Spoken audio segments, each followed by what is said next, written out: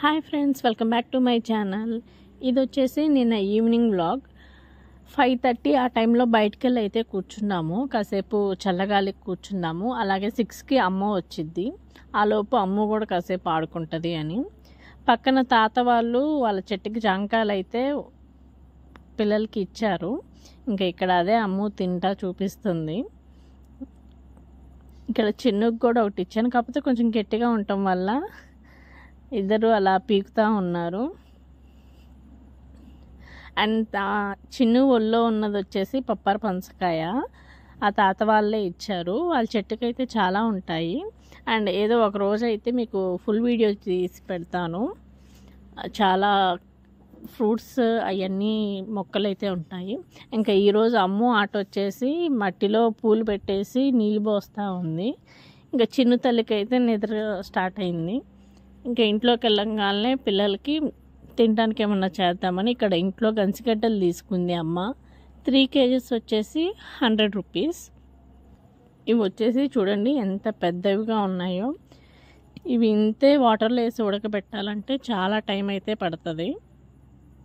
అందుకని నేను దీన్ని స్లైసెస్గా కట్ చేసేసి కొంచెం డిఫరెంట్ వేలో ఉడకబెడదామని ట్రై చేస్తున్నాను.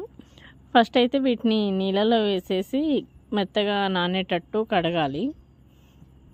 మా అమ్మ ఏం చెప్పిందంటే ఇంతకుముందు వాళ్ళ చిన్నప్పుడు వీటిని ఉడకబెట్టుకొని అల్లం చిన్నులపై కారం ఉంటుంది కదా, దాంతో నంచుకొని తినేవాళ్ళంట. అది బెస్ట్ కాంబినేషన్ అంట. సో నేను కూడా ఒకసారి ట్రై చేద్దాం అనుకున్నాను.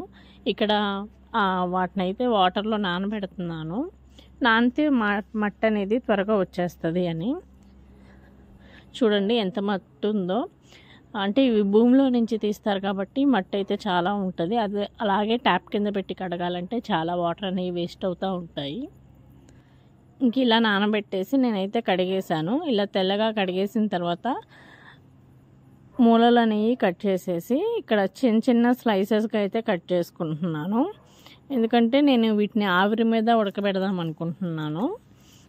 ఇదిగోండి చూసారు కదా, ఇలా చిన్న చిన్న ముక్కలు అయితే కట్ చేసుకున్నాను. మరీ సన్నగా కాదు, అలానే మరీ లావుగా లేకుండా మీడియం స్లైడ్లో ఇలా కట్ చేసుకున్నాను.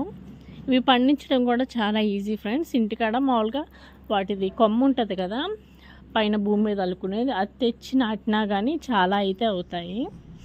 ఇంకా ఇలా వెడల్పాటిది ఏదన్నా ఉంటే నేనైతే పెద్ద రైస్ కుక్కర్ అయితే తీసుకున్నాను. దాంట్లో ఇంకా కట్ చేసినవి అన్నీ ఒక రౌండ్ షేప్లో పెట్టేసుకుంటున్నాను. ఎందుకంటే మధ్యలో వాటర్ పెడతాను.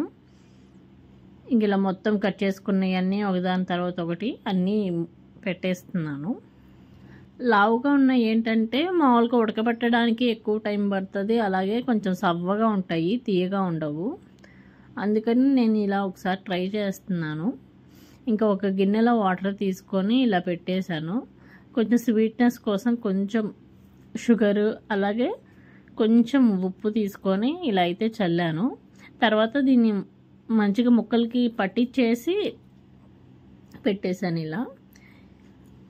ఇప్పుడు దీని మధ్యలో వాటర్ పెట్టాం కదా, ఆ వాటర్తోనే ఆ ముక్కలు అనేవి మంచిగా మగ్గుతాయి. ఇంకా పైన మూత పెట్టేస్తున్నాను. లేదంటే మీరు ఏ మూత అయినా పెట్టచ్చు, లేదా కుక్కర్ మూత పెట్టేసి ఉడికిచ్చేసుకోవచ్చు. ఇక్కడ నేనైతే ఉడికిచ్చేసుకున్నా, ఆవిరితో ఉడికిని. అండ్ కింద అయితే మనం షుగర్ వేసాం కదా, సో కింద కొంచెం రోస్ట్ అయింది, క్యారమిల్ టేస్ట్ వచ్చింది. అండ్ బాగా ఉడికిపోయినాయి ఆవిరికి. ఇక్కడ నేను మీకు తుంచి చూపిస్తున్నాను చూడండి, చాలా మంచిగా ఉడికాయి. ఇంకా పిల్లలకైతే పెట్టేశాను, వాళ్ళు హ్యాపీగా తినేశారు.